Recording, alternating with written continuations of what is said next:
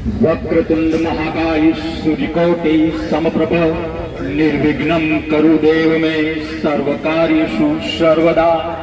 ओम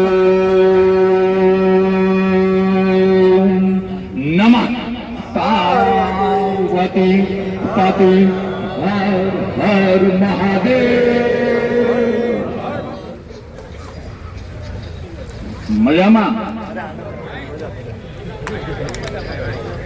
આપણે 2-3 મિનિટ વાત કરવી છે અને વાતની શરૂઆત પહેલા ખેડૂતોના દુશ્મન આ રાક્ષસોને સદબુદ્ધિ આવે એના માટે 2 મિનિટ રામધૂન બોલીએ અને આ રામધૂન એને સદબુદ્ધિ આવે એ માટે અર્પણ. બોલો, છો તૈયાર? હરે રામ રામ રામ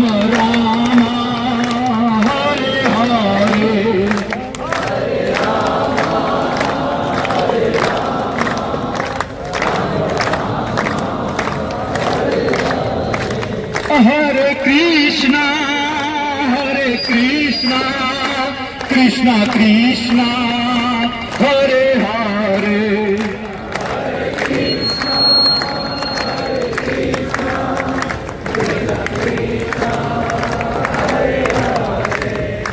हरे राम राम राम हरे हरे. दोस्ती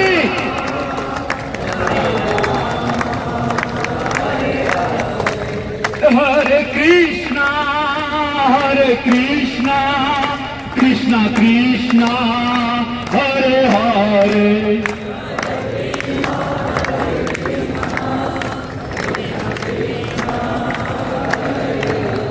भारत माता की जय, भारत माता की जय. जवान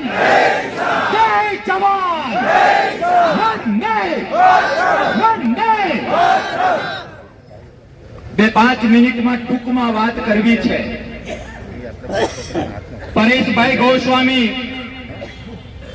એક સાધુનો દીકરો છે અને મારે તમને 2 હાથ અને ત્રીજું માથું જોડીને વિનંતી કરી કે લગભગ 25 વર્ષથી આંદોલન કરતા આવીએ છીએ, ભૂખ હડતાલો કરી છે, વ્યક્તિગત દીકરીઓ ઉપર અન્યાય થયો હોય ત્યારે પણ લડ્યા છીએ, દેશના અનેક રાજ્યોમાં લડ્યા છીએ. બાપુ, ભૂખા રહેવાથી કઈ ન થાય, આ લોકોના પેટમાંથી છીનવી લેવું પડે ત્યારે ખેડૂતનો અવાજ બંધ થાય, ત્યારે ખેડૂતનો અવાજ બંધ. ક્યાં સુધી ભાઈ બાપા કરીશું? તમને મારે એક રમત શીખવાડવી છે. રમત આપણે કબડ્ડી રમતા, ખબર? કબડ્ડી કબડ્ડી કબડ્ડી કબડ્ડી કબડ્ડી કબડ્ડી કબડ્ડી કબડ્ડી કબડ્ડી કબડ્ડી કબડ્ડી કબડ્ડી. ગાંધીનગર સરકાર સાંભળી લો, તમને બધાને 2 હાથ અને ત્રીજું માથું જોડીને વિનંતી કરવા આવ્યો છું કે નાની મોટી કોઈ પણ ચૂંટણી આવે અને મતદાન બૂથમાં જાઓ અને જો તમને ખેડૂત હોવાનો ગૌરવ હોય, મારો બાપ ખેડૂત હતો એનો મને ગૌરવ હોય, હું ખેડૂત છું એનો મને ગૌરવ હોય ને, મતદાન બૂથમાં જતા પહેલા પોતાના ભગવાનનું, માલિકનું, ઈશ્વરનું નામ લઈને કબડ્ડી કબડ્ડી કબડ્ડી કબડ્ડી કબડ્ડી કબડ્ડી કબડ્ડી કબડ્ડી કબડ્ડી કબડ્ડી કબડ્ડી કબડ્ડી. એક બટન ભૂલી જાઓ તો ને તો જ આ રાક્ષસો સમજશે, બાકી કઈ ભેગું નહીં થાય. મારા શબ્દો યાદ રાખો. મારે વાત કરવી છે સનાતન ધર્મની, મારે વાત કરવી છે રામ રાજ્યની. કોઈ રામાયણમાં, કોઈ રામના ચારિત્રમાં ક્યાંય એવું જોયું છે કે દશરથ લિમિટેડ કંપની ક્યાંય જોયું છે? લક્ષ્મણ લિમિટેડ કંપની ક્યાંય જોયું છે? ભાજપ સરકારને મારે કહેવું છે, અને ભાજપ શબ્દ એટલા માટે વાપરીએ છીએ કે ત્યાં રૂલિંગમાં છે એટલે. મારે આ બધાને નહીં ગમે પણ તમારા વિશ્વાસથી કહેવું છે, ભાજપ જાય તેલ પીવા, કોંગ્રેસ જાય તેલ પીવા, આપ જાય તેલ પીવા. મારે ખેડૂતોની વેદના સાંભળવા માટે અને ત્યાં સંભળાવવા માટે જવું છે. મારે એક નેતાને કેવું છે, મારે એક નેતાને કેવું છે કે તમારું રાજકારણ હાથ વખત હું કહું ન જાય. અને જે માણસ, જે વ્યક્તિ ખેડૂતની વેદના ન સમજી શકે, ખેડૂતનો પરસેવો ન સમજી શકે, અને જો હું ખેડૂતના પરસેવા ઉપર રાજકારણ કરવા જાઉં તો કરશન બાપુ કઈ પણ હોઈ શકે, પણ મારાના પેટનો ના હોઈ શકે. એ કેવા તમને ને મને ટેવ પડી ગઈ છે કે પાલભાઈ લડે છે તો લડો, પરેશભાઈ લડે છે તો લડો, પરેશભાઈ લડે છે તો લડો. એમના બાપાએ હું આપણા માટે એને પેદા કર્યો. પરેશભાઈ મારા તો મિત્ર છે, સાધુનો દીકરો છે. ખેતીમાં સાધુ, આપણા ગામમાં સાધુનું ઘર હોય તો આપણે એને ખવડાવવું હોય, હા કે ના? અને તમારા માટે આ નીકળે. આપણે એવા કેવા માઈ કાંગલા કે સાધુના દીકરાને આગેવાની કરવી પડે. એને કઈ થઈ ગયું ને તો ક્યારે માવઠું પડશે એ ખબર નહીં પડે ને ખોબા થોડા ઘણા છે એ ઉપડી જાય. યાદ રાખજો. મારે વર્તમાન સરકારને કેવું છે કે ધર્મના નામે તમે રાષ્ટ્ર અને દેશને, ગુજરાતને ગુમરાહ કરો છો. રામ તત્વ શું છે? તમે કરોડોના કરોડો રૂપિયા ઇન્ડસ્ટ્રી માટે ખર્ચો છો. ઇન્ડસ્ટ્રીના લોકોના પેટનું પાણી ના મળે એટલે 8 લાઈનના રસ્તાઓ બનાવો છો. અમને કઈ વાંધો નથી. એ લોકો વેમમાં છે, વેમમાં કે અમારી પાસે શહેરોના મત છે, પણ એને કહેજો કે શહેરોનું જે સ્ટાર્ટર છે ને, જે મેઇન સ્વિચ છે ને, એ ગામડામાં છે, ગામડામાં છે, ગામડામાં. અને તમે અને હું, મારે ના કહેવું જોઈએ પણ કહું, જો આ માણસની સાથે ન રહ્યા, અરે મારા બાપ દીકરો, એનો બાપ જયારે દીકરાની સગાઈ કરે ને તો એમાં એનો સ્વાર્થ હોય છે. ભાઈ ભાઈને મદદ કરે ને તો ક્યાંય એનો સ્વાર્થ હોય છે. મારે ના કહેવું જોઈએ, કહીએ અમે આવ્યા, અમે બોલીએ, તમને સાંભળવું ગમે, થનગનાટ થાય, હા કે ના?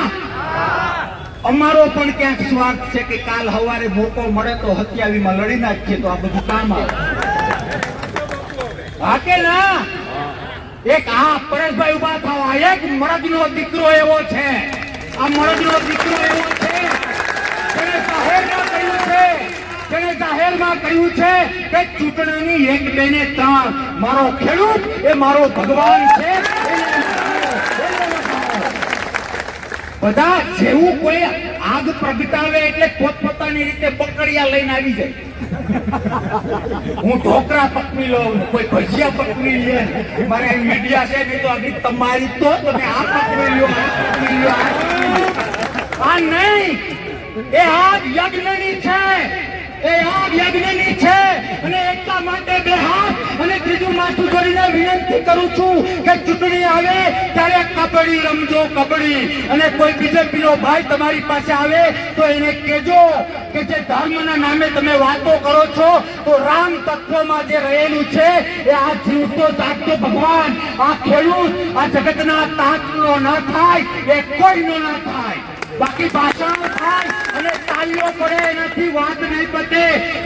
જ્યારે આવા પરેશ બાપુ જેવા અવાજ બુલંદ કરે, તમને અમને બધાને ક્યાંક આટીમાં આવીએ તો જેટલી ગાળો દેવી હોય એટલી દેજો, પણ આ નિસ્વાર્થ ભાવે ખેડૂત માટે નીકળો છે એ પાછો પડશે ને તો તમને મને પાપ લાગશે, પાપ લાગશે.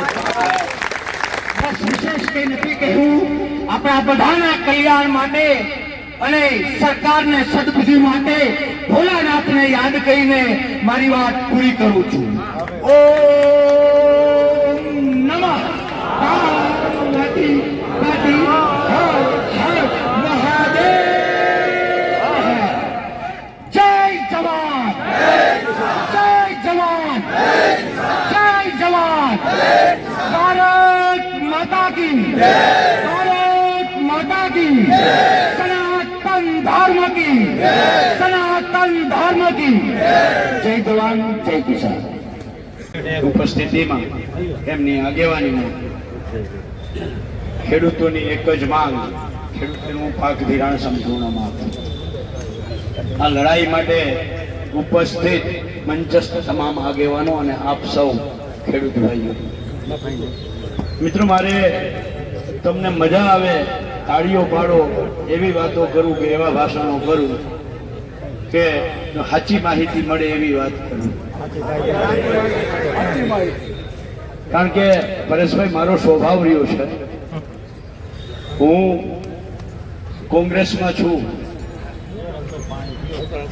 તમે કોઈ ક્યારેય મેં ના નથી કહી, પણ મેં કાયમી કહ્યું છે કે હું ખેડૂતના ઘરે જન્મો છું, તો મારો પહેલું કામ, મારી પહેલી ફરજ મારી પાર્ટીના હોય, મારો ખેડૂત.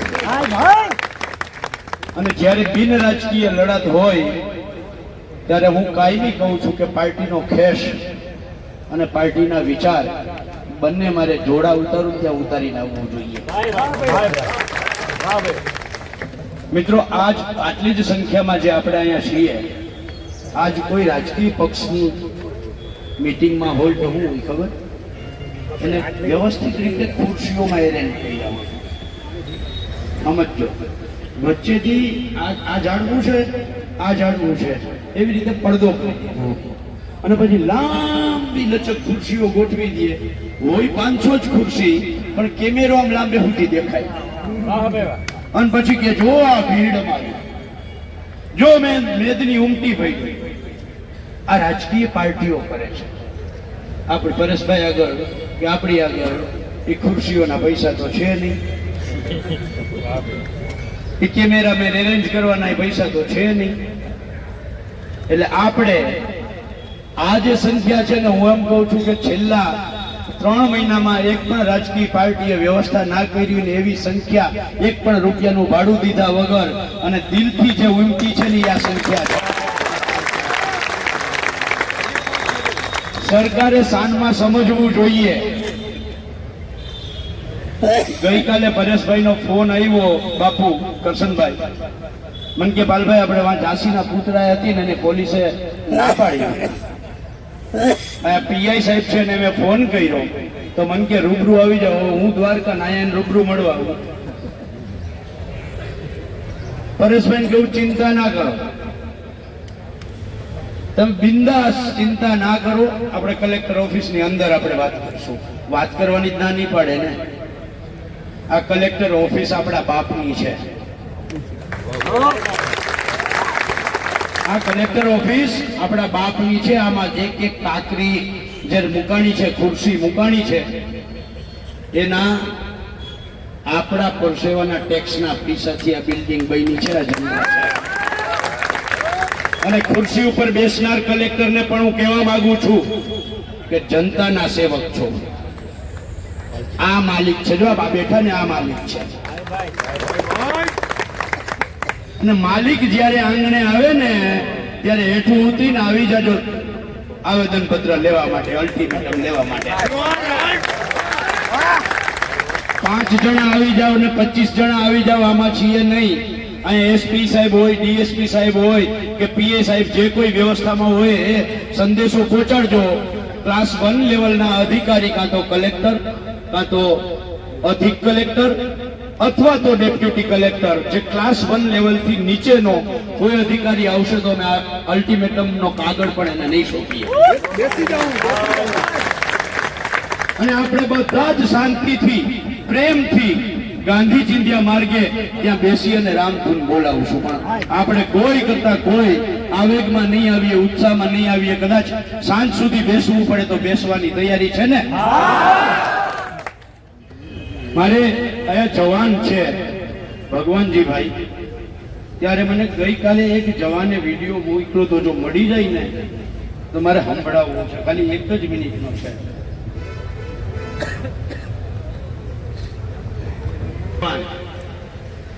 એને એવું કહ્યું, પાછળ કદાચ કોઈ નહીં સમજાતું હોય, એ જવાને એવો વિડીયો બનાવીને મૂક્યો છે કે જો આ સરકાર ખેડૂતોનું દેવું માફ કરે તો હું નિવૃત્ત જવાન છું.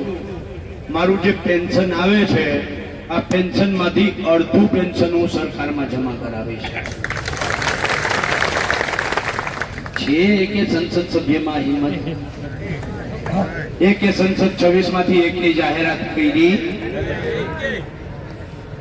અહીંયા મારા દીકરા ઓલું ઘાસ ડાંગર આપણું ખેત પેદાશ હાથમાં લઈને એમ કહે કે આમાં વાસ આવે છે. સાંભળ્યું ને તમે? જોયું ને? મેં તો એને તે દિવસે કહ્યું અને ઘણા ભાજપ વાળાનું ના ગમ્યું તો ડિબેટમાં મારો તો વિરોધ કર્યો. મેં એમ કહ્યું કે મંત્રી સાહેબ, તમે જયારે જૈનમન ત્યારે વધીને 1.5 ફૂટના હતા, આ 5.5 ફૂટના થયા છો ને, આ ખેત પેદાશ કાયમ થયા છો. એ બધી તમને વાત આવે છે.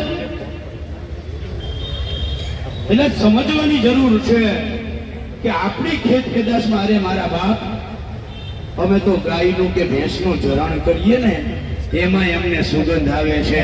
અમે હવારે પોદરો ઉપાડીએ ને એમાં અમને સુગંધ આવે છે. અને તને આ ખેત પેદાશમાં વાસ આવે છે? નપક, નાલાયક. એ તો સમજવા જેવી વાત એ છે કે પરેશભાઈ શું કામ એમ કહે છે કે ખેડૂતોનું પાક ધિરાણ માફ થવું જોઈએ? પાલભાઈ શું કામ કહે છે ખેડૂતોનું દેવું માફ થવું જોઈએ? તો એના કારણો સમજવા જેવા છે. હમણાં કોઈએ કહ્યું કે 1 ગાડું મગફળી 1 તોલું સોનું આવતું હતું, 4 ગાડા ઘઉં 1 તોલું સોનું આવતું હતું, 1 લીટર દૂધ અને 1 લીટર ડીઝલ હારોહાર હાલતું હતું. આ આઝાદીથી લઈ અને 2013-14 સુધી હાલ્યું. 2013-14 મગફળીનો ભાવ 1200 રૂપિયા અને સોનું 27,000 થી 30,000 આખા વર્ષમાં રહ્યું છે. હિસાબ કરી લીજો, લગભગ એની આસપાસ છે. આ છેલ્લા 11 વર્ષમાં એવી રીતે કેવી નીતિ આવી કે જેના કારણે આજે ખેડૂત 6 ગાડા મગફળી લઈને જાય તો એ 1 તોલું સોનું અઘરું પડે છે. આ નીતિ જે આવી એના કારણે મારો ખેડૂત દેવાદાર થયો છે. તો નીતિ સમજીએ શું હતી? જે મગફળી 1250 રૂપિયા હતી એ ઉતરી અને નીચે 1000 રૂપિયાથી લઈ અને 750 પહોંચી. આવી જ રીતે કપાસનું થયું, આવી જ રીતે સોયાબીનનું થયું, આવું જ ડુંગળીનું, ચણાનું, બધાયનું. અને એની સામે આ ખેત પેદાશ પેદા કરવા માટે દવા, ખાતર, બિયારણ, ડીઝલ, ખેત ઓજાર, મજૂરી, આ બધું 4 ગણું હોય હતું. થયું શું કે ખેડૂતની ખેત પેદાશ 11 વર્ષમાં નીચે આવી અને જે ખર્ચ હતો એ 4 ગણો વધ્યો. એટલે આ એક નીતિ જવાબદાર. બીજી નીતિ 2019 નું વર્ષ યાદ કરાવવા માંગુ છું. રતનસિંહ ડોડિયા બોલીને ગયા છે, જો અહીંયા હોય તો હું એમને આમ તમારી સામે જરાક રજૂ કરવા માંગતો હતો. અભિનંદન આપીએ આપણે રતનસિંહ ડોડિયાને. આ રાજકીય પક્ષોની કોઈની તાકાત નથી. એ કામ રતનસિંહ ડોડિયાએ કર્યું છે. આ હોય તો રતનસિંહ ડોડિયા આવો. રતનસિંહ ડોડિયાએ 2019 ભરતસિંહ ઝાલા હોય, રતનસિંહ ડોડિયા હોય, પાક વીમાના પત્રકોને એનો હિસાબો અમે બધા આખી ટીમે સાથે બેસીને કર્યા અને સરકારના મોઢા ઉપર માર્યા કે મારા અહીંયા જુનાગઢની બાજુમાં અમરગઢ અને દેવગઢ ગામ છે, ત્યાં પાક વીમો 87% થાય એમ હતો અને તે 37% પણ નથી. અને આપણે લડાઈ લડ્યા ને 2019 પાક વીમા કંપનીઓએ 10,000 કરોડ રૂપિયા ખેડૂતોને પાક વીમો આપવો પડ્યો. આ 2019 ની વાત છે.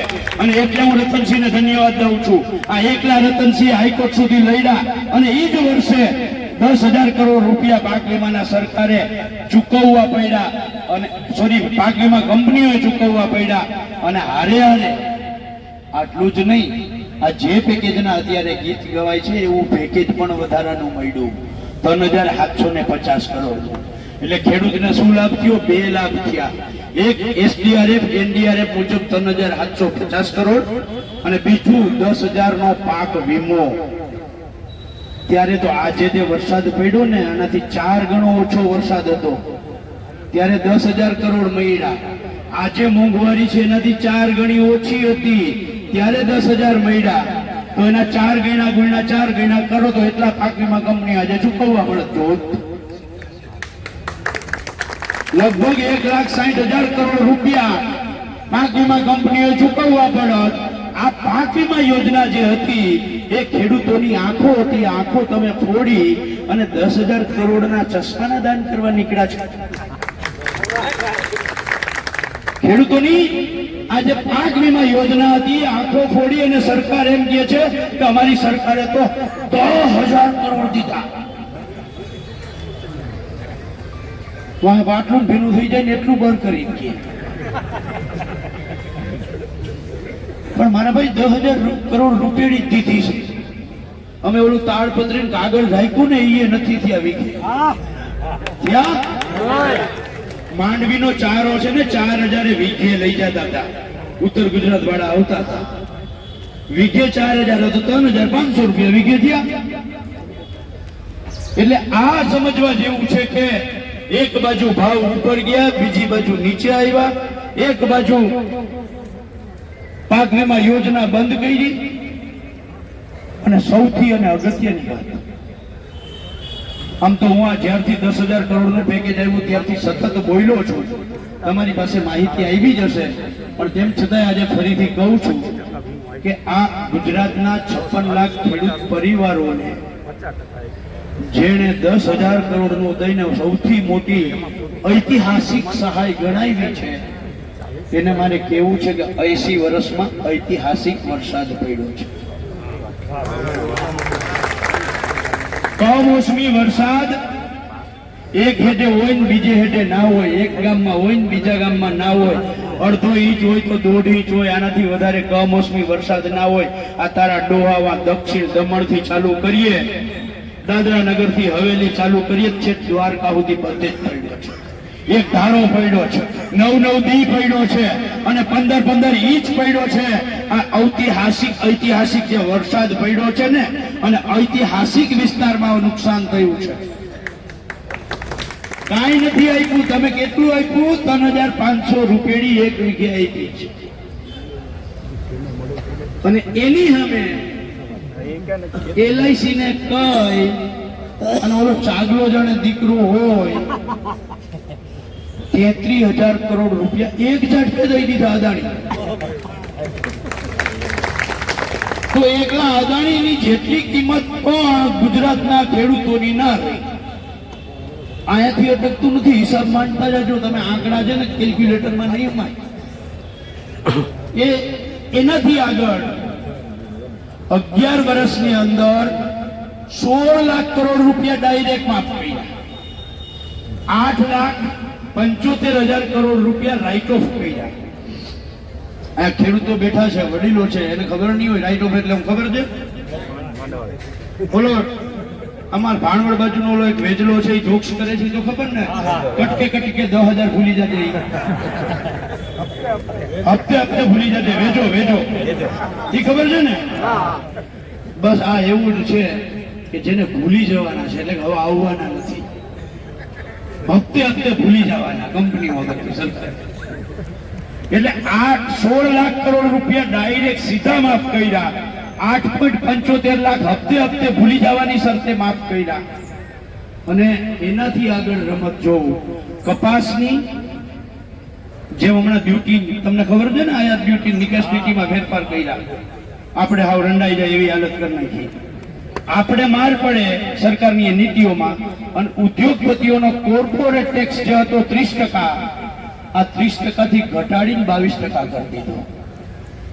આ 8% કોર્પોરેટ ટેક્સ ઘટ્યો, એના કારણે 4 લાખ કરોડ રૂપિયા, કેટલા? 4 લાખ કરોડ રૂપિયા દર વર્ષે કોર્પોરેટોએ સરકારને ઓછા દેવા પડ્યા. 11 વર્ષનો હિસાબ કરો કેટલો થાય?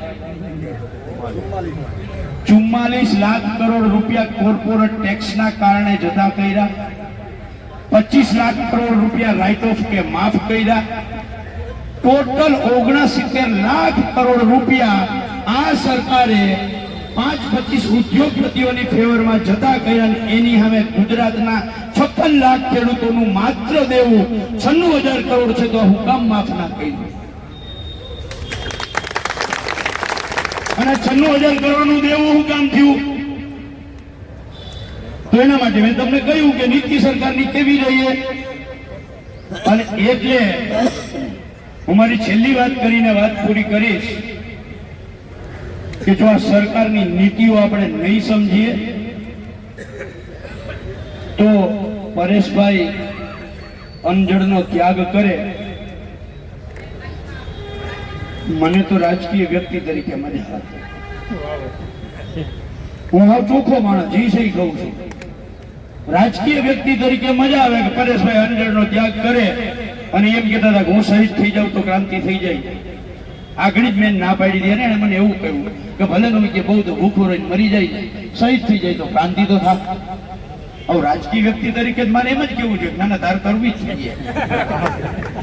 કેવું જોઈએ કે ના કેવું જોઈએ? કારણ કે હું તો હમણાં બાપુએ કહ્યું એમ કરશનભાઈએ જો રોટલા જ શેકવા હોય તો આ જ સલાહ દેવી જોઈએ. મેં કહ્યું ભાઈ અત્યારે દુનિયા એવી થઈ ગઈ છે કે બધા એવું ઈચ્છે છે કે ક્રાંતિ થવી જોઈએ, ભગતસિંહ જન્મવો જોઈએ પણ બાજુ ના કરે, મારા ઘરે નહીં. એટલે તમે આમાં આવી જાઓ ને તો તમે તમારો જીવ ખોઈ બેસશો. અને માની લ્યો કે પછી 15 દિવસે 17 દિવસે આપણે પારણા કરીએ. 21 દિવસનો મારો પોતાનો અનુભવ છે વિદ્યાર્થી કાળમાં ઉપવાસ આંદોલન. પણ ત્યારથી આંતરડાની તકલીફ એવી થઈ ગઈ છે કે હજી ઉંમરમાંથી ભેગું નથી કરી શકતો. એટલે તારે આ નથી કરવું. સાધુનો દીકરો છો, સાધુનો દીકરો છો અને સાધુના દીકરા પાસે ભૂખે રખાવી અને જે ખેડૂત સવારના પોરમાં સીધો લઈને જતો હોય એ દીકરો, એ ખેડૂતનો દીકરો સાધુને ભૂખો કેવી રીતે રખાવી હે? જે સાધુ પોતાના ખેતે આવે અને પોતાની ખેત પેદાશની જોડી ભરીને દે અને સાધુ એમ કે બાપા બસ બહુ થયું. એ ખેડૂતનો દીકરો સાધુને એમ કે તું ભૂખો રે મારા માટે. બધાય ના પાડો.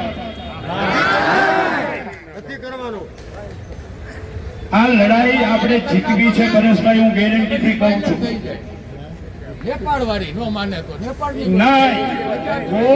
કોઈ આક્રોશ વાળી વાત નહીં. હંમેશા આંદોલનો અને લડાઈઓ જીતવી હોય તો શાંતિથી અને બુદ્ધિપૂર્વક ને વ્યૂહાત્મક લડાઈ થાય. આવેગમાં ઉત્સાહમાં આવેલી લડાઈઓથી વાહવાહી મળે. આવેગ અને ઉત્સાહથી સોશિયલ મીડિયામાં શેર મળે, પરિણામ ન મળે. પરિણામ જોતું હોય તો લાંબા ગાળાની લડાઈની તૈયારી રાખવી પડે, શાંતિથી બેસવાની તૈયારી રાખવી પડે અને અહીંયાથી ગાંધીનગર ચાલતા જવાની તૈયારી રાખવી. પરેશભાઈ અહીંયાથી ગાંધીનગર ચાલતા જઈશું, તારીખ નક્કી કરશું. અહીંયા ઉપવાસમાં બેસવું હોય છે તો બેસું, પણ આ મફત સરકાર સામે લડવું હોય તો ખાઈ પીને લડાઈ. ખાઈ પીને લડાઈ, ભૂખા ના લડાઈ. બરાબર. એટલે આગળ શું કરવું એ નક્કી કરશું. આજે 8 દિવસ 10 દિવસનું જે અલ્ટિમેટમ આપવાનું હોય, 12 દિવસનું છે ને, 12 દિવસનું આપણે અલ્ટિમેટમ આપીએ પણ ભૂખા નહીં, ખાઈ પીને તગડા કરીને લડવાનું છે. એટલે પરેશભાઈ તમારે ભૂખું નથી રહેવું, આમાંથી કોઈને ભૂખું નથી રહેવું. આ કસરત કરવી હશે તો ચાલતા જઈશું ગાંધીનગર, એમાં વાંધો નથી. ખાઈ પીને જાઓ, બરાબર છે ને, હાલતા જાઓ અને હારે હારે આટલા લોકો જો હારે એક હારે નીકળી પડે તો કોઈની તાકાત નથી કે રોકી શકે. માની લો કે આ સરકારનું તો કઈ નક્કી નહીં, વચ્ચે આડી આવે ને પોલીસ ઉભી રાખે તો પંજાબના ખેડૂતોને જેમ બેસી જાવ, જ્યાં બેસી જાવ, ત્યાંથી ઉભા નહીં થઈએ. આપણા ઘરવાળાને કેવું ટિફિન લઈને આવો, બાયોને બોલાવીને એવું કઈ બાજુમાં ચૂલા નાખી દો, રોટલા ઘડવાનો. આપણી લડાઈ આપણા જ ઘરના, આપણા જ પરિવારના સાથે. આપણે જ્યાં રોટલા ઘડ્યું, ચૂલા માંડ્યું અને પાયલબેન ને આવીએ મીડિયાના મિત્રો, ત્યાંથી કે જો ખેડૂતોએ ચાલુ કર્યા રોટલા ઘડવાના. એટલે લડાઈ કરવી છે પણ સિસ્ટમથી કરવી છે, સિસ્ટમ સામે કરવી છે. અને ક્યાંય કરતા ક્યાંય એક તાકડી ચાળો ન થાય અને આંદોલનના વખાણ આખું જગત કરે. જેવી રીતે દિલ્હીનું આંદોલનનું આજની તારીખમાં વખાણ થાય છે, 300 ખેડૂત શહીદ થઈ ગયા, પણ તેમ છતાં એને ગુસ્સો પોતાની અંદર પી ગયા. 300 ખેડૂત શહીદ થયા, એક કાકરી ચાળો નહીં.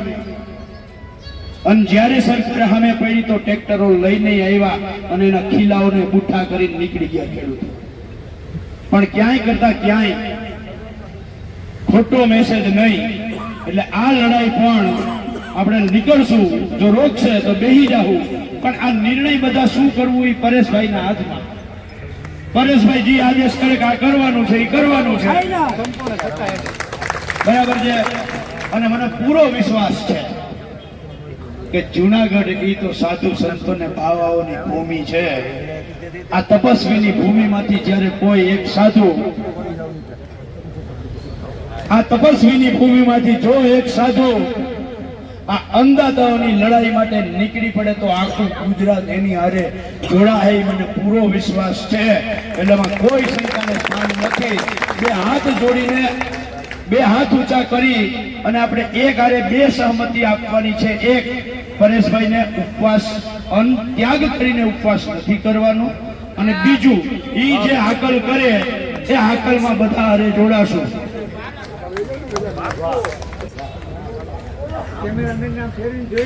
પરેશભાઈની સાથે જ છીએ બધા. હાથ ઊંચા રાખજો, કેમેરા બતાવજો. પરેશભાઈ તું બાજુ બનો.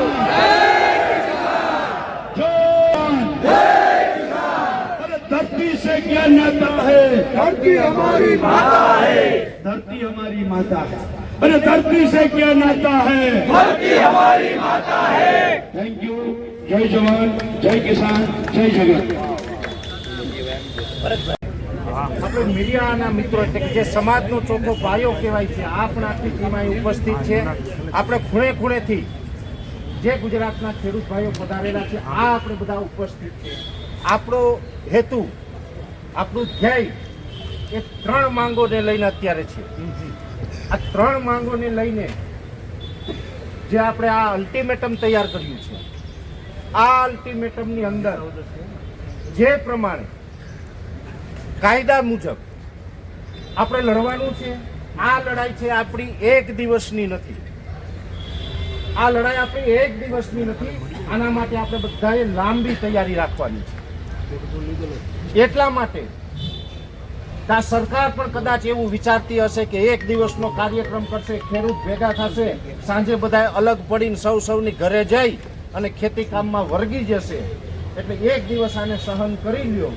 પણ આ કામ નથી કરવા. જો આવું વિચારતી હોય તો હું અહીંયા આ મીડિયાના મારફતે આ કાર્યક્રમના મંચ ઉપરથી કહું છું કે આ ખોડિયામાં પ્રાણ છે ત્યાં સુધી આ મુદ્દાઓ માટે લડતું રહેવાનું છે. એના માટે જ્યાં સુધી આ સરકાર આ ત્રણેય માગણી પૂરી ન કરે ત્યાં સુધી જે પણ કરવું પડશે, જે રીતે લડવું પડશે એ લડવાનું છે. પણ એટલો વિશ્વાસ ચોક્કસ આપું છું કે અમે ખેડૂત છે, જગતના તાજ છે, કાયદા કાનૂનને માનવાવાળા માણસો છે. કોઈ જ રીતે કાયદો હાથમાં લઈને નહીં લડીએ, કોઈ જ રીતે કાયદો હાથમાં લઈને નહીં લડીએ. પણ કાયદાની લડત એવી હશે,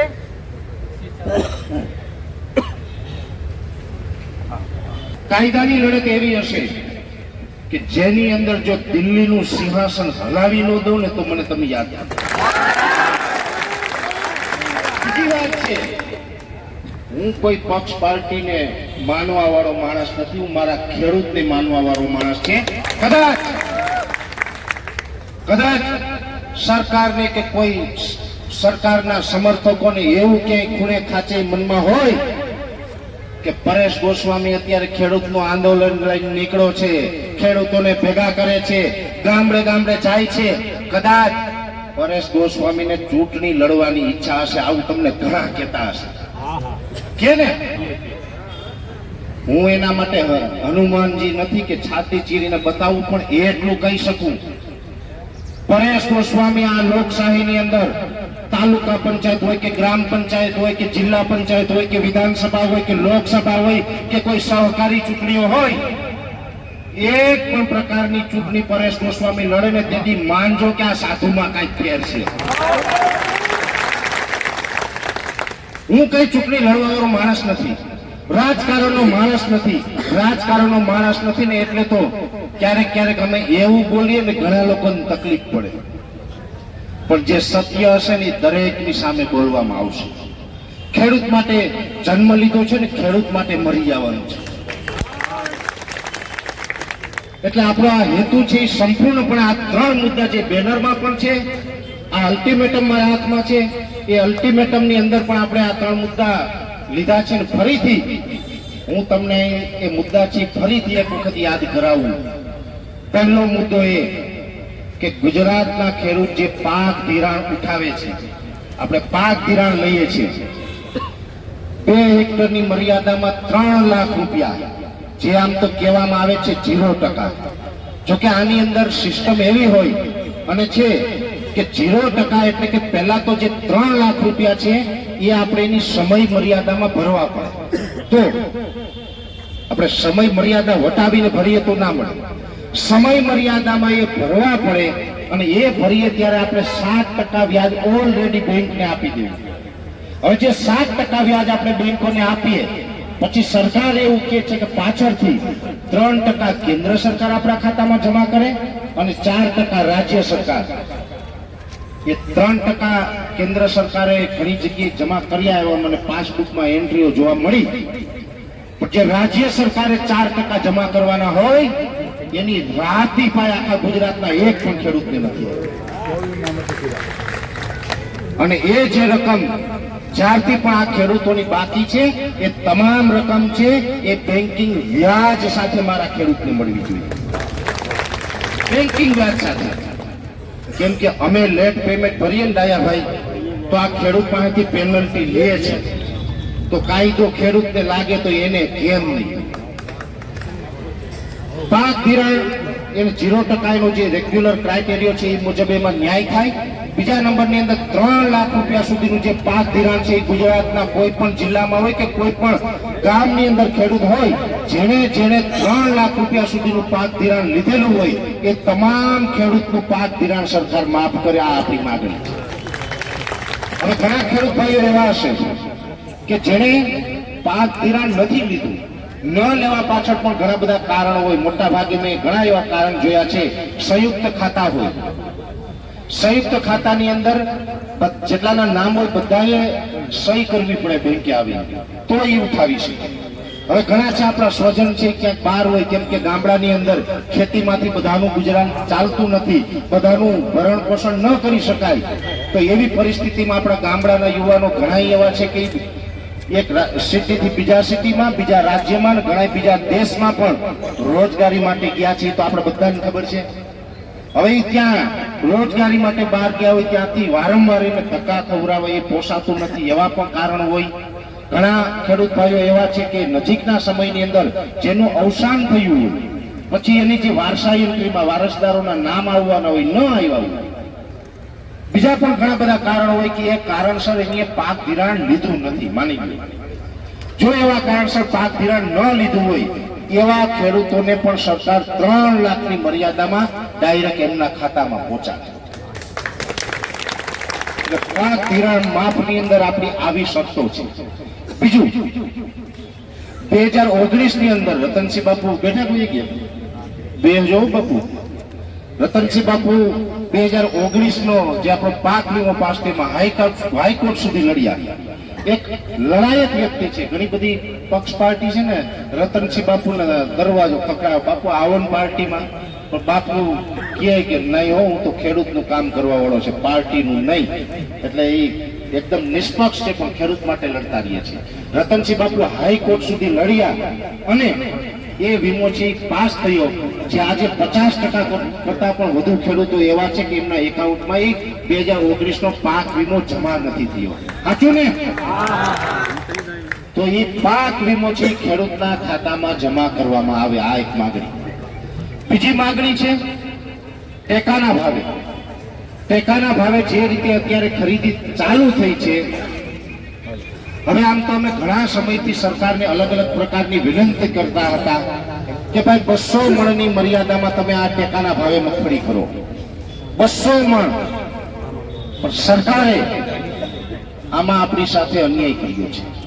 પહેલી વાત એ છે કે ગયા વર્ષે, હું કાયદાકીય વાત કરું, અને સરકારને પણ ચેલેન્જ આપું છું કે આંકડા સમજવા હોય તો આવો.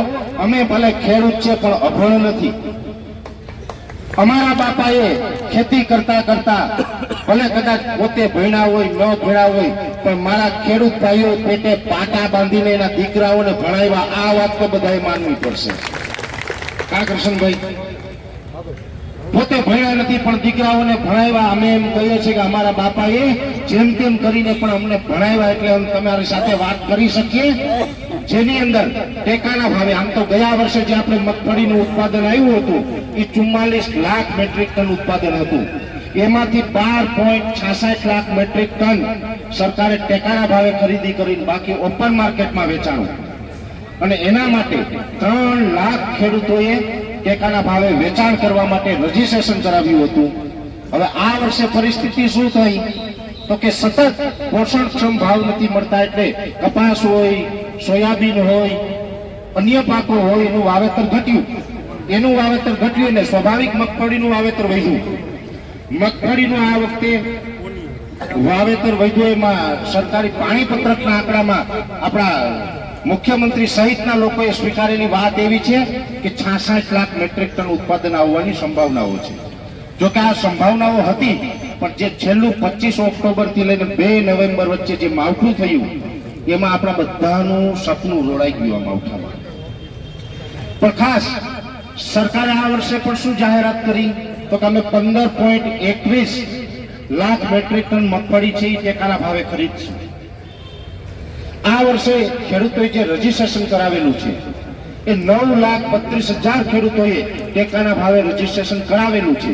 તો સ્વાભાવિક રીતે 15.21 લાખ મેટ્રિક ટન મગફળી જો સરકાર ખરીદે તો બધા જ ખેડૂતોની સાથે ન્યાય નથી થવાનો, અન્યાય થવાનો છે. એટલે અમે રાયડો પાડીને કહીએ છીએ કે તમે જે કરવા જઈ રહ્યા છો એનાથી ખેડૂતોને અન્યાય થશે. જેથી કરીને તમારી ખરીદ ક્ષમતા વધારો. તમે જે 15 લાખ ટનની વાત કરો છો એટલો તમે ઓહરો કરીને ઓરા શકીને પાલભાઈ વટે માર્ગું ખવડાવી દઈએ. ખેડૂત જ્યારે ઉત્પાદન લઈને આવે તો સરકારની જવાબદારી થાય કે એનો પૂરતો ભાવ મળે અને એની વ્યવસ્થા કરવી સરકારની જવાબદારી છે. એટલા માટે માંગ કરી રહ્યા છે. એટલે ખરીદ ક્ષમતા વધારે. સરકાર છે 200 મણ મગફળી પૂરેપૂરી ખરીદે એવું મેં આમાં લખ્યું છે. અને સાથોસાથ અત્યારે જે આ માવઠાને કારણે મગફળી પલળી ગઈ છે, હવે પલળેલી મગફળીનો પાલભાઈ ખેડૂતોની જે આ વેપારીઓ જે આવે છે ને ગામડે, એ ગામડે વેપારી આવીને 400 રૂપિયા માગે. બોલો 400 રૂપિયા મગફળી વેચાય? પોહાય? એક ઉદાહરણ આપું.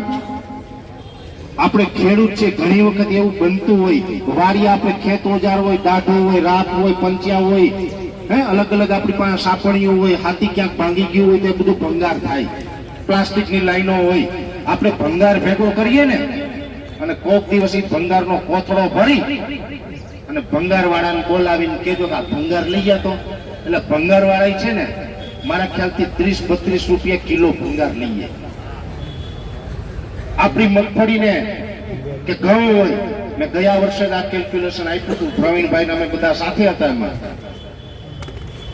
ઘઉં છે કે 500 રૂપિયાના મણ વેચાય તો કિલોના 25 રૂપિયા થયા. પાછા હવે ભંગારનો ભાવ 32 રૂપિયા, ઘઉંનો ભાવ 25 રૂપિયા. આ ઘઉં આપણા ભંગાર કરતા પણ જો સસ્તા વેચાતા હોય તો આનાથી મોટી દુઃખની વાત આપણા માટે કઈ થાય? મગફળીનું પણ એવું છે. આપણી જે પણ જણસ છે ભંગાર કરતા પણ સસ્તા ભાવે વેચાય. એમાં ભાવ આપવામાં જો સરકાર છે એ નિષ્ફળ જાય તો જે નિષ્ફળ ગયા હોય સ્વાભાવિક રીતે એની સામે બાયો ચડાવવાની હોય. અને બાયો ચડાવી એટલે કઈ ભીખ માંગવા નથી નીકળ્યા, આપણો હક છે એ લેવા નીકળ્યા છે. એટલે પલળેલી મગફળી છે એ પણ સરકારે ટેકાના ભાવે ખરીદવી અથવા તો ડિફરન્સ આપવો. અત્યારે જે સરકાર મોટી વાત કરે છે ને કે 10,000 કરોડ, જો 10,000 કરોડ છે ને એ બોલવામાં કરોડ લાગે પણ ખેડૂતના ખાતામાં આવે એટલે 22,000 રૂપિયા થાય એક હેક્ટર. અને વીઘાના 3520 રૂપિયા. મૂળ મુદ્દો એ એક વીઘે 3520 રૂપિયા થાય. અને સરકાર એ 3520 નથી બોલતી, સરકાર બોલે 10,000 કરોડ. હવે એ કેમ આપ્યા ને હું તમને કહું. આ છેલ્લી વાતમાં મારે કેવું, પછી આપણે આગળનો કાર્યક્રમ વધારવાનો છે. આગળ કેમ આપ્યાની હિસાબ તમને સમજાવું. મેં સરકારને જે કર છે એ આપણે સ્વીકારીએ છીએ. બોલો આપણા ભાઈ જગદીશભાઈ પણ સાંભળી રહ્યા છે અને એને પણ ઊંચા હાથ કરીને કહી દો કે ભાઈ પરેશભાઈ અંજળનો ત્યાગ નથી કરવાનો.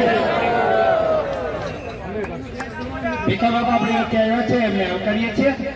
જગદીશભાઈ મહેતાનો પણ આભાર વ્યક્ત કરીએ છીએ અને હવે પરેશભાઈ જે સૂચના આપે એ મુજબ આગળ વધવું છે. ધન્યવાદ. પરેશભાઈને આ સમગ્ર ખેડૂતોથી મારી અપીલ છે કે અન્ન જળનો ત્યાગ ન કરો અને હુકામે ન કરો. કે અમે બપોરે જમવા બેઠા, આ સૌરાષ્ટ્રની ભૂમિ છે, અમે બપોરે જમવા બેઠા હોય, એક ટકનું જ અનાજ હોય, એક જણો જમી શકે એટલું હોય અને કદાચ સાધુનો દીકરો આવે તો એને અમે જમાડી દઈએ અને અમે ભૂખા રહી જાય. જો અમારા હાથનો ઉપવાસ કરો તો હદ થઈ જાય બાપુ. મારું નામ બાલુભાઈ. બાલુભાઈની અપીલ છે કે સાધુના દીકરાને જમાડીને ભલે આપણે ભૂખો રહેવું પડે પણ સાધુનો દીકરો નો ભૂખો રહેવો જોઈએ. એટલે પહેલો ભાઈ તમારે હવે બાપુ વિચાર કરવું પડશે, પછી જ આગળ તમારે અમે સાંભળીશું.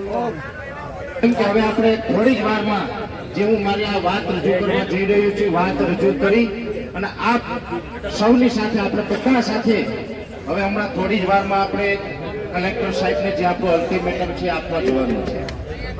સૌ પ્રથમ તો મેં હમણાં જ જ્યારે હું આવ્યો, આવતા વેત મેં એક વાત રજૂ કરી હતી. એ વાત ફરીથી હું અહીંયા રિપીટ કરવા માંગુ છું કે જ્યારે પણ હું આજે આ કલેક્ટર કચેરીને ગ્રાઉન્ડની અંદર આવ્યો, આવીને તરત જ મેં એક વાત રજૂ કરી હતી કે આ દુનિયાની અંદર, એમાં પણ ભારત દેશની ધરતી તો કંઈક વિશ્વની અંદર અલગ છે અને અલગ માટીના બનેલા આ ભારતના માનવીઓ છે આપણે બધા. અને આ ધરતી ઉપર જ્યારે જે પણ કંઈ આપણે ગોતવા નીકળ્યા ને એ બધું જ આપણને મળ્યું છે. ત્યારે મેં બે ત્રણ ઉદાહરણ મેં આપ્યા પ્રવીણભાઈ. ઉદાહરણ એવું હતું કે રાજસ્થાનની ધરતીમાંથી મીરાબાઈ ભગવાનને ગોતવા નીકળે એટલે મીરાબાઈને ભગવાન મળી ગયા. આપણે બધા જ આ જાણીએ છીએ.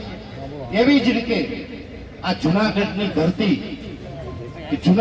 ધરતીની અંદર અનેક વિભૂતિઓ એવી આ ગિરનારની ગોદમાં બેઠી છે કે જ્યાં હજી વિજ્ઞાન પણ ટૂંકવું પડે. વિજ્ઞાનની તાકાત નથી કે જે ગિરનારની અંદર જે તપસ્યા ચાલી રહી છે ને એનું સંશોધન કરી શકે. એવી વિભૂતિઓ જ્યાં ગિરનારની ગોદમાં બેઠી હોય અને આ ગિરનારની ધરતી ઉપરથી બહુ ઝાઝા વર્ષનો ઇતિહાસ નથી. આપણે બધા જ જાણીએ છીએ કે ભક્ત નરસિંહ મહેતા જ્યાં જુનાગઢની ધરતી ઉપર થયા, એ જ્યારે ભગવાન શ્રી કૃષ્ણને અવાજ માર્યો તો ભગવાન શ્રી કૃષ્ણ એમને મળવા પણ આવ્યા. જાણીએ છીએ ને આપણે બધા. ત્યારે મને એમ લાગ્યું કે હવે મારા ભગવાનને હાકલ મારવાની જરૂર છે, મારા ભગવાનને મારે બોલાવવાની જરૂર છે. ત્યારે આ રાજ્યના ખેડૂત રૂપી ભગવાનને મેં અવાજ કર્યો તો આજે 10 તારીખે આ ભગવાન આવી ગયા. આ ધરતી ઉપરથી હું આ પધારેલા રાજ્યના ખૂણે ખૂણેથી જે કિસાન ભાઈઓ આપણા ખેડૂતો છે, આ તમામ ખેડૂત ભાઈ છે, એની સાથે મારે ભક્ત અને ભગવાનનો સંબંધ છે. હું એક સેવક બની અને જ્યાં સુધી જીવું ત્યાં સુધી આ મારા ગુજરાતનું કંઈક ભલું કરી શકું, હિત કરી શકું, એ દિશામાં કામ કરતો રહેવાનું છે. એટલે સૌ પ્રથમ તો ગુજરાતના તમામ ખેડૂત ભાઈઓને મારા નતમસ્તક વંદન. સાથે આમ તો આજે જે આપણે બધા ખેડૂતો છે ને આ બધા ખેડૂત આગેવાનો છે, બધા જ ખેડૂતો છે. મંચસ્થ તમામ અમારે ડાયાભાઈ ગજેરા, તમે વિચાર કરો કે વડીલ છે, એમને ચાલવાની તકલીફ છે, ટેકો લઈને ચાલે છે, છતાં પણ ખેડૂત માટે ક્યાંય પણ સંઘર્ષ કરવાનો હોય ને ત્યારે કિસાન સંઘર્ષ સમિતિ એ પોતે એક સંગઠન ચલાવી રહ્યા છે. ડાયાભાઈ ગજેરા, તાળીઓથી વધાવો. મિત્રો, એવી જ રીતે ખેડૂત માટે ક્યાંય પણ લડવાનું હોય ત્યારે પાલભાઈની હાજરી હોય, કમલેશભાઈ પાનસુરિયા હોય, રાજુભાઈ હોય, હરેશભાઈ સાવલિયા હોય. એવી જ રીતે કરશનદાસ બાપુ ભાદરકા છે, રેશમાબેન છે. અને આ ધરતીના એક રત્ન કહી શકાય, જેને ભૂદેવ કહીએ એવા આ જુનાગઢના માજી ધારાસભ્ય ભીખા બાપા પણ આપણી વચ્ચે પધાર્યા છે. ભૂદેવને પણ તાળીઓથી વધાવો.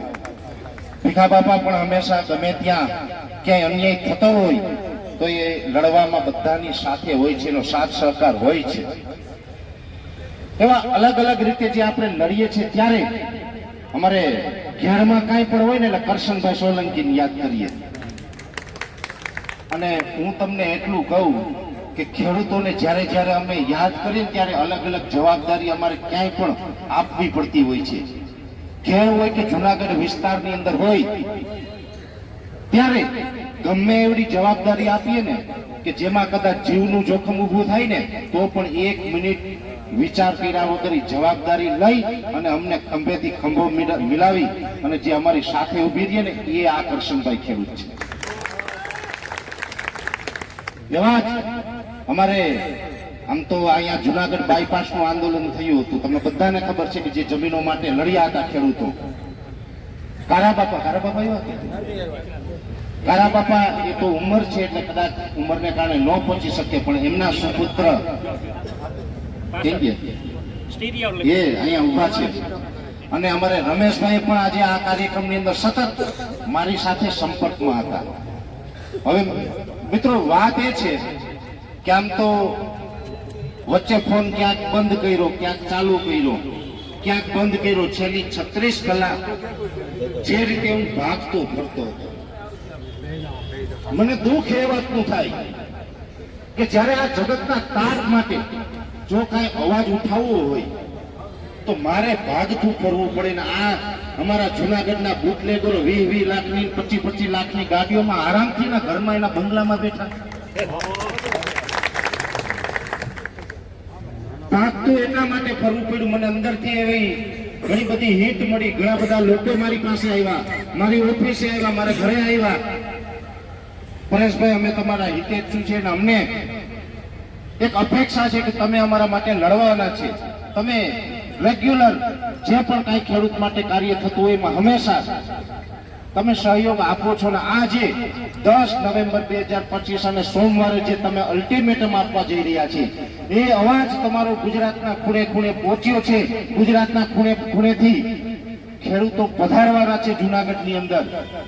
પણ જો 36 કલાક કે 48 કલાક પહેલા તમને કોઈ પણ કારણસર ખોટી રીતે અટકાયત કરી અને તમને જેલમાં બંધ કરી દેવામાં આવશે ને તો આ કાર્યક્રમ કેવી રીતે થશે? સફળ કાર્યક્રમ કરવો હોય તમારી હાજરી જરૂરી છે. મિત્રો, હું એટલું ચોક્કસ કહી શકું કે મારા જીવનની અંદર મેં ક્યારેય એવું કામ નથી કર્યું કે મારે ક્યારે ભાગતું ફરવું પડે.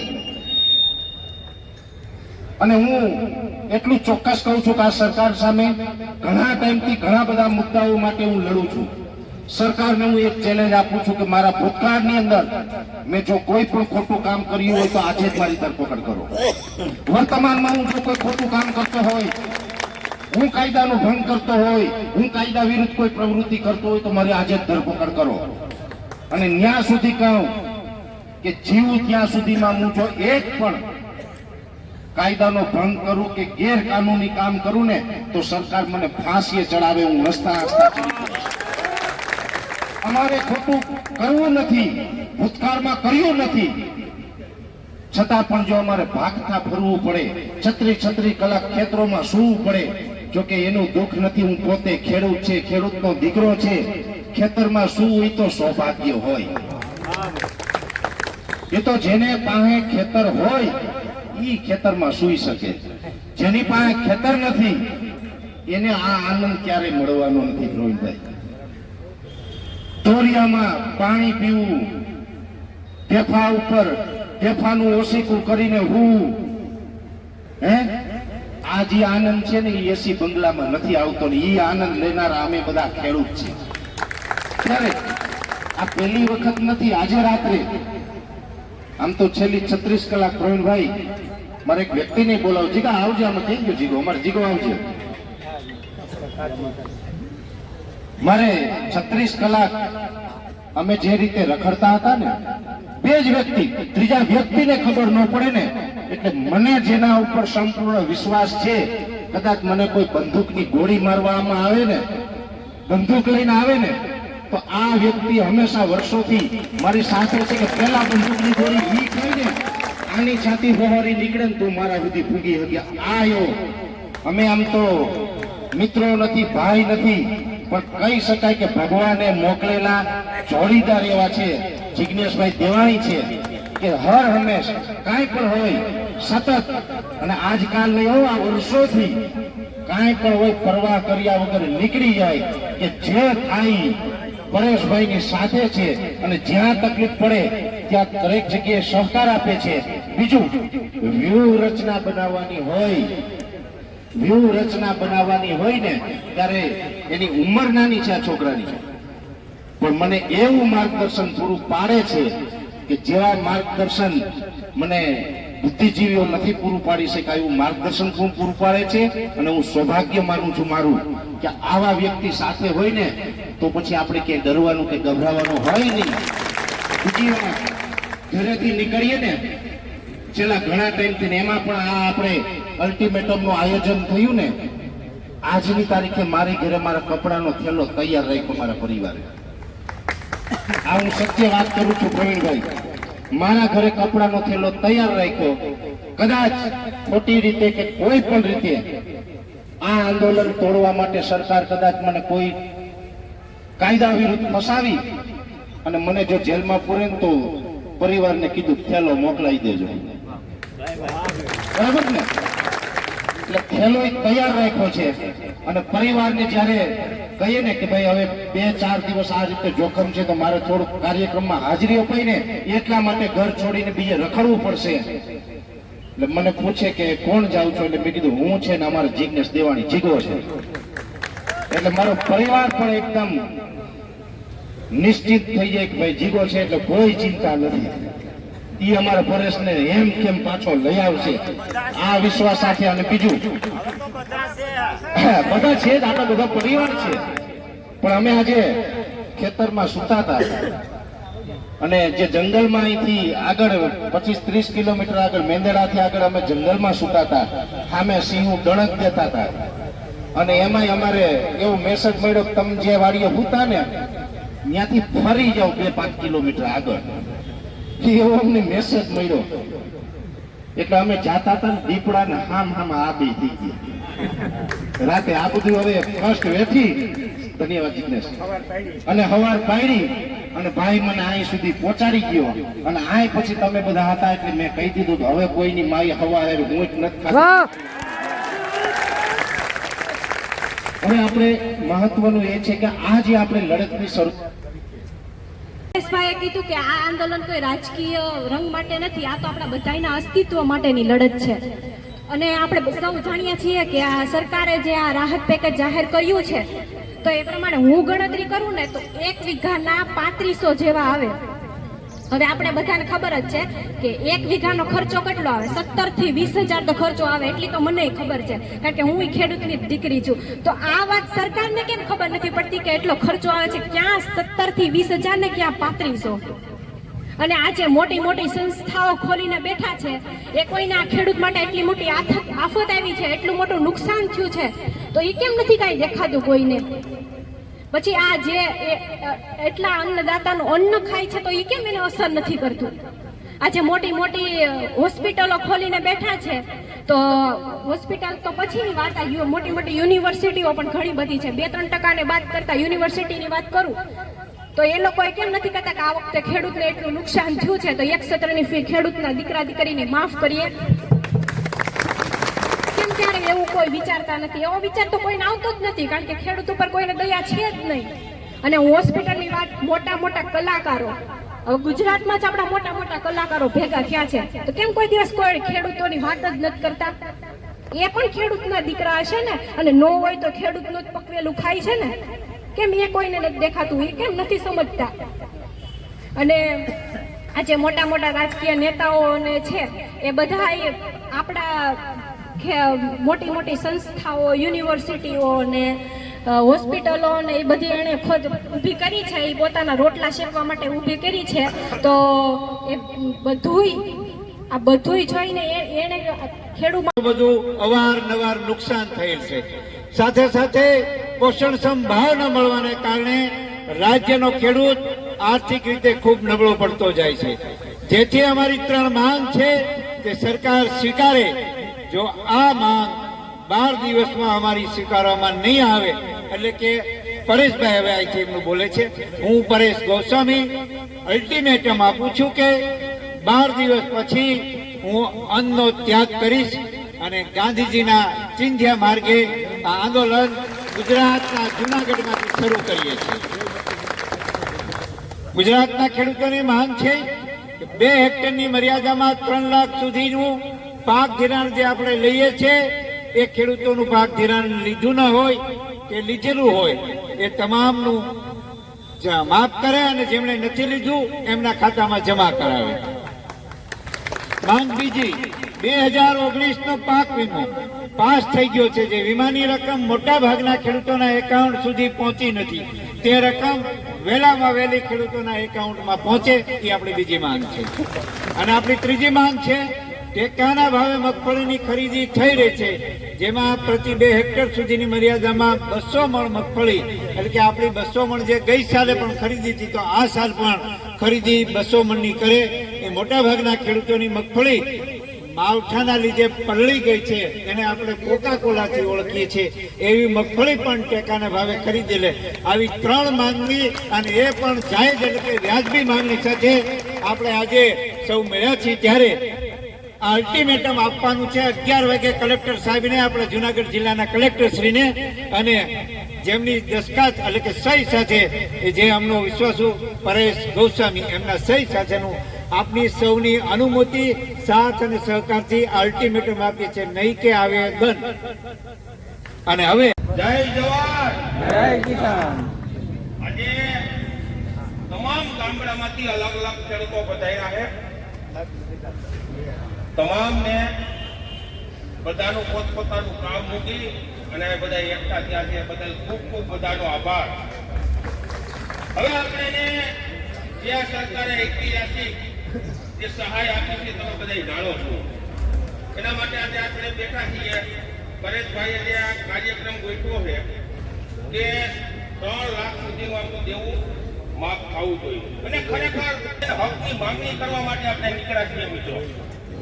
અને કાયમી માટે હું તો ખેડૂતોને એમ કહું છું કે આપણે અત્યારે દાખલા તરીકે અત્યારે આટલી બધી સંખ્યામાં ભેગા થયા છીએ, તો આપણે કાયમી માટે આવી રીતે ભેગા મિત્રો નથી થવાના, પણ હું કાયમી માટે સોશિયલ મીડિયાની ધરતી છે.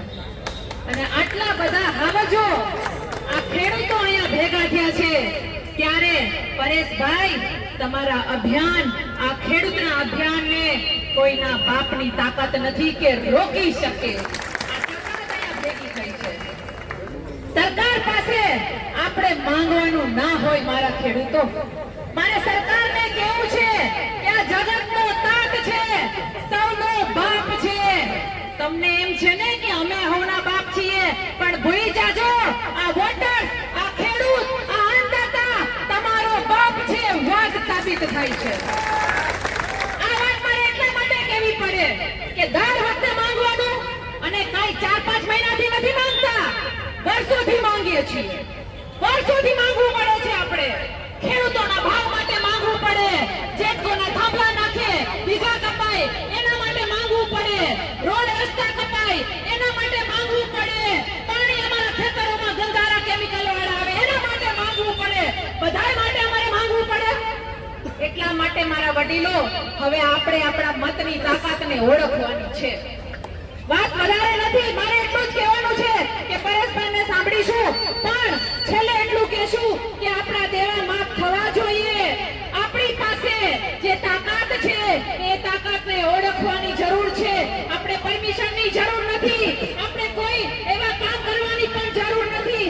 આપણે કહેવાનું છે કે અમે ખેડૂત છીએ, અમારા થકી દેશ ચાલે છે, અમારા થકી જીવન ચાલે છે, અમે ખપી જવા માટે પણ તૈયાર છીએ, અને સરકારને બતાવી દેવાનું છે. તો છેલ્લે હોકારો કરીને કયો બતાવીશું ને? અમે તો ઘણી બધી વાર બોલીએ છીએ, ઘણી બધી વાર તમારી સામે આવીએ છીએ, એટલે આ મંચ ઉપર આ મંચની ગરિમા રાખી મારે વધારે નથી બોલવું. પણ એટલું કહું છું, એક ખેડૂતની દીકરી તરીકે, ગુજરાતની દીકરી તરીકે રેશમાબેન પટેલ હંમેશા જ્યાં પણ હોય જે મંચ ઉપર હોય તમારી સાથે છે, રહેશે અને હંમેશા લડશે. અંતમાં મારે એટલું કહેવું છે, અહીંયા મારી ઘણી બધી પત્રકાર બહેનો પણ છે. આ નાની એવી દીકરી છે, બહુ જૂજ દીકરીઓ બહાર આવે છે, બહુ જૂજ દીકરીઓ, બહુ જૂજ માતાઓ જાહેર જીવનમાં બહાર આવે છે. ત્યારે હંમેશા ગર્વથી કહું છું કે આપણા ઇતિહાસ બલિદાનનો પણ છે. ઘણી બધી માતાઓએ ઘણા બધા દીકરાઓને દાન દઈ દીધા છે, એ લોકોને આ લડાઈમાં બલિદાન દીધા છે. આવા માતાઓને પણ અમારો સંદેશ આપીજો કે આપણે લડવાનું છે, આપણે ઝાંસીની રાણી બનીને લડવાનું છે. એટલા માટે હંમેશા કહું છું કે બેટી મેં હિન્દુસ્તાન કી, ના ચલેગા કિસી કા જોર હમ पे, काट देंगे हर वो सर जो उठेगा मेरे खेडूत पे और जो उठेगा मेरे खेडूत पे और. जय जवान जय किसान वंदे मातरम भारत माता की जय. धन्यवाद. जय हिंद जय भारत. કાલભાઈ હું ખોટો આવતો કયો?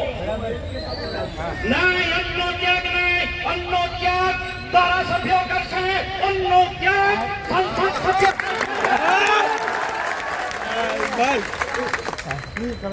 મારી રાખવાનું છે નહીં. અને આહવાન કર્યું સરદાર પટેલ સમિતિએ ગુજરાતની અંદર કે એક ગામમાંથી 10 ખેડૂતો ગાંધીનગર જશે અને સરદાર પટેલ ન્યાય સમિતિની નીચે ત્યાં સંદાસ કરશે, ત્યાં હમશે. આવેદનની મંજૂરી લેવી પડે, આંદોલનની મંજૂરી લેવી પડે, હંગવાની મંજૂરી ક્યાંય ન લેવી. હંગશું 2003 ની અંદર વંથલી તાલુકો ડાર્જલિંગમાં હતો. અમારા ઘણા લોકોએ ખૂબ પ્રયત્ન કર્યા ખેડૂતો પ્રત્યે. વંથલી તાલુકામાંથી 65 બળદગાડા અને 350 ટ્રેક્ટર લઈને કલેક્ટર કચેરીએ ઘૂસી ગયા. તંત્ર ઝૂક્યું. કોંગ્રેસ ભાજપે નીરને પાણીની વ્યવસ્થા કરી અને ડાકણ એક જ ઘોડે ઉઠી ગયો. આજે સરકારને બે હાથનો અન્નમાપ હજી નહીં કરે, તમારું દેવું માફ કરી. અરે અમે તો સરકારનો ઘોડો ખમી થઈ ગયે, કુદરતનો ઘોડો ખમી થઈ ગયે, પણ તું અમારી ગોદી નહીં ખમી. ભાવ જોઈ, માલના ભાવ જોઈ અને એક નીતિ સ્પષ્ટ કરે સરકાર કે અત્યારે 300 રૂપિયા કિલો મગફળી જાહેર કરે, 5000 રૂપિયા મણ ઘઉંના ભાવ, 5500 રૂપિયા મણ કપાસ. પછી એક જ વર્ષે અને ડીઝલના, પેટ્રોલના, સોનાના ભાવ વધારવા હોય તો વધારે, કર્મચારીના પગારના ભાવ વધારવા હોય તો વધારે. પણ જેમ દર 6 મહિને મોંઘવારી ભથ્થું મળે એમ આપણા માલના ભાવમાં દર 6 મહિને 6% મોંઘવારી મળવી જોઈએ. સરદાર પટેલ ન્યાય સમિતિ પૂરા ગુજરાતની અંદર કામ કરી રહી છે. પહેલો તબક્કો ગાંધીનગરનો 1,80,000 ખેડૂતો એકત્રિત થઈને હંગવાનો કાર્યક્રમ આપશે. બીજો કાર્યક્રમ દરેક કલેક્ટર ઓફિસે એક ગામમાંથી, જિલ્લામાંથી 50 લોકો કલેક્ટર ઓફિસે હંગશે. ત્રીજો કાર્યક્રમ તાલુકા મામલતદાર કચેરીએ એક ગામમાંથી 50 નહીં 100 ખેડૂતો મામલતદાર કચેરીએ હંગશે. અમને ભાવ નહીં મળ્યા. મિત્રો, જય જવાન. સૌથી પહેલા તો હમણાં 2-4 દિવસની અંદર જે આર્થિક સંકળામણના કારણે 4 ખેડૂતોએ આત્મહત્યા કરી છે, એ મને ભગવાન સ્વર્ગવાસમાં જગ્યા આપે અને એમના પરિવારને એ ઘા સહન કરવાની શક્તિ આવે એવી પ્રભુ પાસે પ્રાર્થના. મિત્રો, પોષણક્ષમ ભાવની વાત આવી ત્યારે અત્યારે વર્તમાન સમયમાં ગુજરાતની અંદર સરદાર પટેલ ન્યાય સમિતિ જ્યારથી ભાવ પાછળ પડી છે ત્યારની પ્રથમ બેઠકમાં ગુજરાતના કૃષિ મંત્રાલયે અમારી સાથે બેઠક કરી અને એ ભાવ કેવા હોવા જોઈએ એ અમે એમને કોષ્ટક સાથે આપ્યા. અત્યારે પરેશભાઈ ગૌસ્વામીએ જ્યાં ઝુંબેશ ઉપાડી છે 3 લાખ દેવા માફ થાય, અત્યારે વળતર મળે અને આવતા દિવસોની અંદર ખેડૂત કરજવાન ન બને એવી આ 3 બુલંદ માંગ સાથે પોષણક્ષમ ભાવનો મુદ્દો પણ લીધો છે.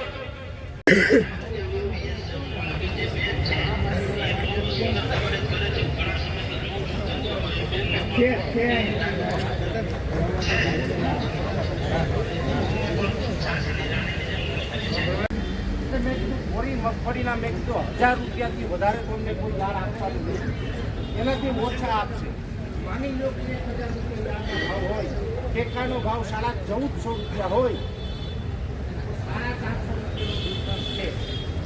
450 રૂપિયા પ્રતિ મળે. અમે ખેડૂતના એકાઉન્ટમાં જમા કરી, બાકી અમારે કઈ ટેકાના ભાવે વેચતું નથી. આપણે 5 પછી ઘણા આપણે આવેદન પત્ર કદાચ ગમે તે તાલુકામાં દેવા જાવ તો આપણે કોઈ હકની માંગણી ક્યારે કોઈ પૂરી નથી થઈ. તો અત્યારે મુદ્દા લઈને બેઠા એ મુદ્દો આપણો કાયમી માટે હાંસી રાખવાનો છે. કાલ સવારે કદાચ ખેડૂતોના મગજમાં ઘણા બધા વાતો કરશે પણ ખેડૂતોએ મગજની અંદર જે આપણે મુદ્દો લઈને બેઠા એને ફેરવવાનો નથી મિત્રો. આ કાયમી નથી. અને આ બધાય જો સરકાર આ એકેય વાતનું નિરાકરણ નહીં આવે તો છેલ્લે આપણે બધાને જ કરવું પડશે કે આપણે પરિવારને પૂરતું થાય એટલું આપણે ખેતી કરવાની, ત્યારે સરકારને ખબર પડશે આપણા ઘર પૂરતી કરશે ને બહાર જ્યારે આયાત કરવાનો સમય આવશે ને ખેતીનો કે પોતાના રીતે ઉદ્યોગપતિ છે એ પોતાની પ્રોડક્ટ બનાવે છે તો પોતે જાતે જ તે કેટલી કિંમત એની ખાઈ જાતે કરે છે. પછી બિલ્ડરો છે એ પણ પોતે મકાન બનાવે છે અને જાતે જ કિંમત નક્કી કરે છે. તો ખેડૂત પોતે પકવે છે તો એ કેમ નથી કિંમત અહીંયા શું થાય છે કે અહીંયા કેમ આવું? બસ બીજું તો અમારે કાંઈ કેવું નથી. બીજું કહેવા માટે ઘણું બધું છે. છેલ્લે મને છે ને એક કવિ કાગની એક શેર યાદ આવે છે કે મુસાફરી માર્ગ ભીડો ઉત્તરતા નામ છે એ દીકરીને આપણે વિનંતી કરીએ ખેડૂતોની વચ્ચે ખેડૂતોની વેદના ધોકડવા ઉના તાલુકાનું આ ગામ છે તો મિત્તલબેનને વિનંતી કરીએ ખેડૂતોનો અવાજ બને અને ખેડૂતોની વેદના રજૂ કરે. મિત્તલબેન. ગુજરાત કૃષિ મંત્રી શ્રી ગુજરાત, કલેક્ટર સાહેબ શ્રી જુનાગઢ, આપણી જે આ સમિતિનું નેતૃત્વ સમગ્ર ગુજરાતની અંદર ગુજરાતના ખૂણે ખૂણે સોયાના માધ્યમથી જેને દરરોજ સાંજે 8 વાગે સાંભળે છે એ સાંભળે છે. આજે સરકાર 125 મણની ખરીદી કરે ત્યારે એકરે 22,000 રૂપિયા આપ્યા. 2 એકરની મર્યાદા છે તો તમે હિસાબ કર્યો 200 મણ માંડવી ન લઈને 125 મણ લે તો તમારા આવનારા સમયમાં અમે પાક લઈ શકીએ અથવા અમે બેંકના જે વ્યાજ છે એ ભરી શકીએ, આ પાક વીમો માફ થાય એવી તમામ ગુજરાતના ખેડૂતની એક માંગણી છે. ત્યારે સરકાર આ વાત ધ્યાનમાં લીધી નથી.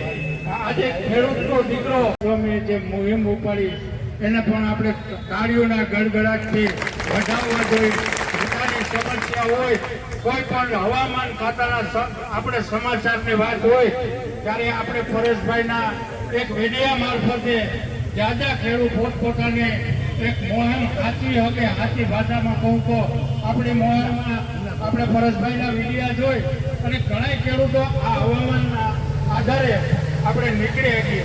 જ્યારે ઘેડની લડાઈ હતી ત્યારે પરેશભાઈ ગોસ્વામી સતત અમારાથી લોકો જ્યારે આ બજારમાં પણ કાગળ આપી છે તમે જાહેર આપણે માંગવું એ આપણો હક છે. જ્યારે મારે કહેવાનું બીજું વધારે કંઈ નથી અને વધારે સમય નથી લેવો. એમને ખૂબ જોરદાર તાલીઓથી વધાવીએ. પેલા પત્રકાર મિત્રો, સોશિયલ મીડિયાના જે મિત્રો છે, વેદના લઈને આવી છે, એમને પણ આપણે અહીંથી સાંભળ. પહેલા સરકારમાં આપણી માંગ શું છે એ હું આપના સૌના ધ્યાને મૂકું છું. કિસાન સહકાર સમિતિનું આપણું બેનર છે. એટલે બીજો ભાઈ